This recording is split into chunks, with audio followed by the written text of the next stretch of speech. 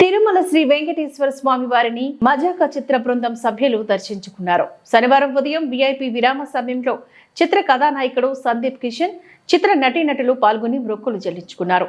దర్శనం అనంతరం రంగనాయకుల మండపంలో వేద పండితులు వేద ఆశీర్వచనాన్ని అందించగా ఆలయ అధికారులు శ్రీవారి తీర్థ ప్రసాదాలను అందజేసి పట్టు వస్త్రంతో సత్కరించి శ్రీవారి తీర్థ ప్రసాదాల్ని వారికి అందజేశారు. ఆలయం వెలుపల సందీప్ కిషన్ మీడియాతో మాట్లాడుతూ సినిమా విడుదలకు శ్రీవారి సేవలో పాల్గొనడం ఆనవాయితీగా వస్తుందని అన్నారు. మజాకా సినిమా ఫ్యామిలీతో కలిసి ఆనందంగా చూసి ఎంజాయ్ చేయొచ్చని అన్నారు. ఎలాంటి అశ్లీలత కలిగిన సీన్లు లేకుండా ఫుల్ లెంత్ ఫ్యామిలీ ఎంటర్టైనర్ రూపొందించామని చెప్పారు. ప్రజల వద్ద నుంచి మంచి స్పందన వస్తుందని అన్నారు. భైరవాణి సినిమా చేస్తున్నట్లుగా తెలియజేశారు.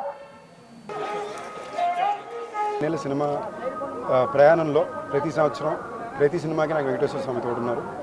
ఈసారి నా 30వ సినిమాని వచ్చేసరికి నాకు దేవుడి దయ వలన నాకు ప్రసన్న గారు, త్రినాథ్ గారు, అనిల్ గారు, రాజా గారు అందరూ కలిసి సినిమా కుదిరారు.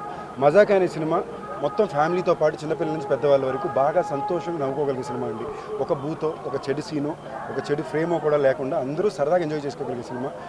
నేను లోపలికి తిరుపతి వచ్చి కొండ ఎక్కువ వచ్చానండి.